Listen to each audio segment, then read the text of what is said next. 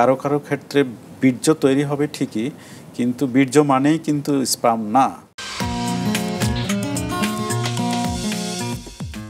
যেহেতু আপনি বলছিলেন যে টেস্ট করে কি ধরনের পরীক্ষা সাধারণত আমরা খুব ছোট্ট একটা টেস্ট পরীক্ষা করে দেখি। প্রথমে বীর্যের যে সিমেন অ্যানালাইসিস বলে, ওইটাতে আমরা নাম্বার অফ স্পার্ম দেখি পার ml, নর্মাল যেটা ওটা থেকে কম থাকলে, অথবা এটা যেটার নাম হলো অলিগোস্পার্মিয়া কম থাকলে। কারো কারো ক্ষেত্রে বীর্য তৈরি হবে ঠিকই, কিন্তু বীর্য মানেই কিন্তু স্পার্ম না। বীর্যটা হলো একটা লিকুইড, এটার ভিতরে অনেক it looks like millions of sperm থাকে। যদি বীর্য পরীক্ষা আমরা স্পার্ম না থাকে, সেটার নাম হলো অ্যাজোস্পার্মিয়া, মানে no sperm present in the semen, মানে বীর্যের মধ্যে যদি কোনো স্পার্ম না থাকে তাহলে এটার নাম হলো অ্যাজোস্পার্মিয়া। আরেকটা গুণগত সমস্যা থাকে, স্পার্ম নাম্বার অথবা সংখ্যা, অথবা সংখ্যায় কম থাকতে পারে অথবা স্বাভাবিক থাকতে পারে।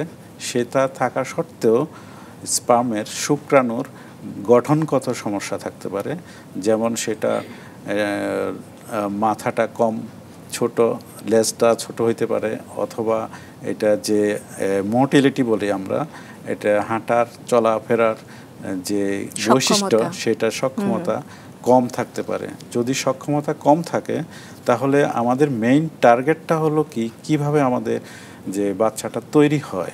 আমি একটু আপনার কাছে জানতে চাইবো যে পুরুষের বন্ধ্যাত্বের ইউরোলজিক্যাল কারণ কি হতে পারে?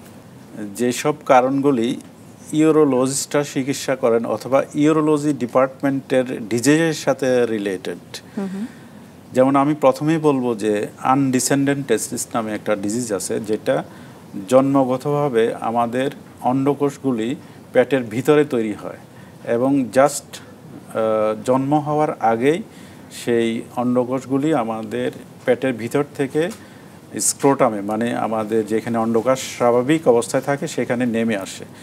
যদি সেটা ওইখানে না আসে, কারো কারো ক্ষেত্রে দুটোই আসে না, কারো কারো ক্ষেত্রে একটা আসে, একটা পেটের ভিতরে থাকে, ওই ডিজিজটার নাম হলো আনডিসেন্ডেন্ট টেস্টিস। টেস্টিসটা যদি পেটের ভিতরে থাকে তাহলে স্পার্ম তৈরি করার সক্ষমতা কমে যায়। আরেকটা হলো টেস্টিসটা ঠিকই আমাদের পেট থেকে স্বাভাবিক যে স্থান ওইখানে এসেছে, কিন্তু এই টেস্টিসে অন্য কোনো রোগ থাকে, যেমন ছোট থাকতে পারে, অথবা ওইখানে পরবর্তীতে ভ্যারিকোসিল নামে একটা ডিজিজ থাকে। ভ্যারিকোসিলটা হলো যে আপনার এই অন্ডকোষের যে রক্তনালীগুলি, সেই রক্তনালীগুলি অনেক মোটা হয়ে গিয়ে ওইখানে রক্ত জমে থাকে।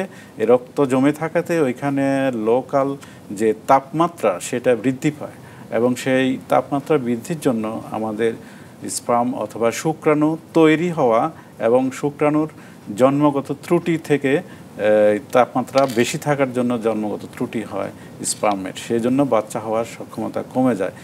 সাধারণত আমরা এই দুটো ডিজিজ এবং টেস্টিকুলার টিউমার, মানে অন্ডকোষের টিউমার অথবা অন্ডকোষের প্রদাহ, অথবা অন্ডকোষ যদি কোনো রকমে আঘাতপ্রাপ্ত হয় তাহলে শুক্রাণু তৈরি হওয়া কমে যেতে পারে।